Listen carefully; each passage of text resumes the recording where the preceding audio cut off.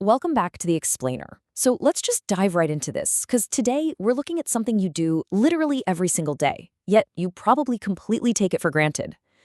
I want to start with a bit of an existential shocker. I mean, have you ever actually stopped to calculate how much time you spend completely unconscious? We're going to look at the hard numbers, some really fascinating science, and even some ancient wisdom behind our nightly rest. And well, it begins with a pretty staggering realization. Think about this. If you live to be 60 years old, your life is essentially sliced into two big chunks. 40 of those years, you're awake, experiencing the world. But that remaining slice? That is a full 20 years spent entirely in an unconscious state, just totally embraced by sleep. Crazy, right? Just take a second to really think about that. 2 whole decades of your life gone to the dark. I mean, as infants, we spend 15 to 20 hours a day in this state. And even as adults, we're dedicating a massive chunk of our existence to it. Section 1. The Math of Sleep. Let's calculate our rest. Now, because this biological requirement is just so boundless, so deeply woven into our daily routine, we rarely stop to actually calculate its true mechanics, you know? It's just something that happens. But while we just talked about that massive 20-year lifetime stat, here's the micro-reality.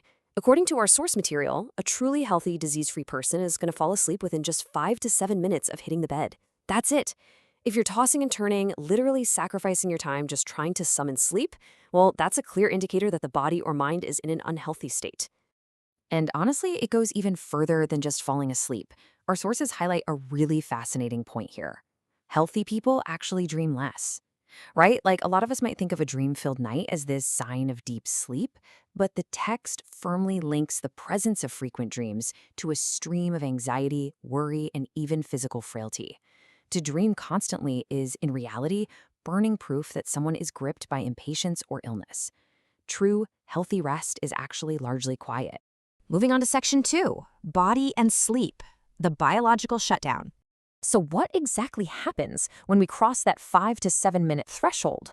Well, it happens in this strictly sequential, step-by-step fading of the human senses. It's like a system powering down. First, your heart rate softens, gently slowing its active rhythm. Then, your eyelids close and the sense of vision is entirely lost to the dark. Following that, your sense of smell completely disappears. And finally, slowly, your hearing and your sense of touch just fade away. The consciousness of your human senses is systematically dismantled. It's a highly specific, entirely certain biological process. And because we know exactly how the body shuts down, we also know how it needs to wake up. So here's the absolutely crucial point. Waking up with a sudden jolt and immediately running or rushing is highly dangerous. Think back to step 1 we just went over. The heart rate softens during sleep. So if you leap out of bed the second your eyes open, you're basically forcing a resting heart to instantly match an active waking speed. No way. Your body absolutely requires time to return to its normal rhythm. But hey, even when we're asleep, we aren't completely still. A scientific experiment conducted on 100 people revealed that a normal person turns over 20 to 25 times a night. And this just brilliantly illustrates how our environment affects our biology. Because that number of 20 to 25 movements, it actually increases if the bed you're sleeping on is especially soft and yielding. Which brings us to Section 3, correct sleep position, your posture in the dark. Look, if we're moving 20 to 25 times a night, how we position ourselves during those movements isn't just about comfort. It dictates our physical health in a massive way.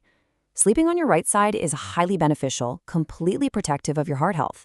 But if you favor your left side, taking support on your left arm, well, the text warned that you are practically sending an invitation to future stomach diseases. Yeah, sleeping on the left side is strongly linked to inviting indigestion and severe constipation. Not exactly what you want. And health science strongly condemns bizarre sleeping positions too. If you're someone who sleeps curled up tightly like a bow, or if you sleep completely flat on your stomach, you're engaging in habits that are inherently risky and entirely harmful to your physical well-being. Turns out, your posture in the dark matters just as much as your posture in the light. All right, Section 4, Essential Sleep. Just how much is actually needed? This brings us to the most common question people have about their nights. We're going to look at the numbers and prepare to debunk some major historical myths along the way. Little sleep is terrifying. This is an ancient proverb highlighted in our source, and it really hammers home a non-negotiable rule. A minimum of 6 hours is absolutely essential. It doesn't matter how heavy your workload is or how much responsibility you carry. Ignoring this 6-hour minimum fundamentally alters both your physical body and your mental state, and never for the better. But wait, what about the historical exceptions? I mean, I'm sure you've heard that famous French village legend about Napoleon Bonaparte. The popular story goes that he possessed this superhuman lack of sleep, claiming he only ever needed 4 hours a night to conquer Europe. So, did Napoleon really just sleep 4 hours?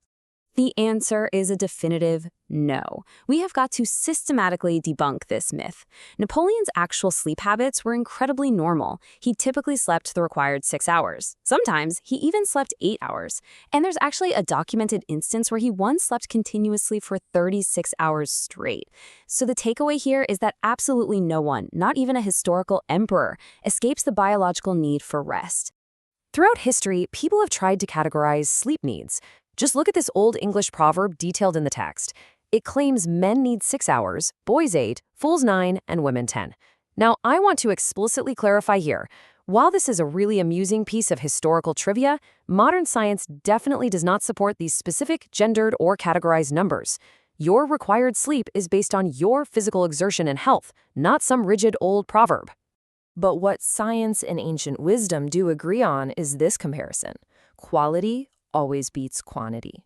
For sure. If you spend 10 hours in bed just tossing, turning, and lingering in a hazy daze, it's practically useless. On the other hand, just 5 hours of deep, sweet sleep, where you actually experience the sweetness of rest, that will bring you health without any negative side effects. In fact, taking too much sleep is just as bad as taking too little. Oversleeping basically acts as an enemy. It dulls your intellect and mental sharpness, it softens and weakens your physical muscles, it surrounds you with this constant laziness, and ultimately it creates a strange apathy that completely ruins your motivation to perform good deeds in the world. There is one quick biological caveat to keep in mind, though. If you find yourself sleeping slightly more during the winter months compared to the summer, do not worry. This is a completely natural biological shift. The colder months naturally increase our need for rest, and this seasonal adjustment poses absolutely no threat to your health whatsoever. And finally, Section 5, Ancient Wisdom, Modern Science Aligns. We've covered a ton of ground today in this explainer, from the math of sleep to positions and durations. And to tie all these rules together and see just how timeless this knowledge truly is, our source text closes with a pretty powerful observation. Today, Western scientists are constantly making new discoveries about sleep hygiene. But the reality is, ancient Indian sages and ascetics already deeply understood these vital laws of sleep long ago, sharing them for the benefit of humanity. Yet today, we so often treat sleep as an afterthought, basically ruining our health and happiness in the process. So I'm going to leave you with this provocative thought. Are you going to keep ignoring the 1/3 of your life spent in bed? Or are you ready to align your modern habits with this ancient wisdom to finally reclaim your health? Think about that tonight when your head hits the pillow. Thanks so much for joining me, and I'll catch you in the next one.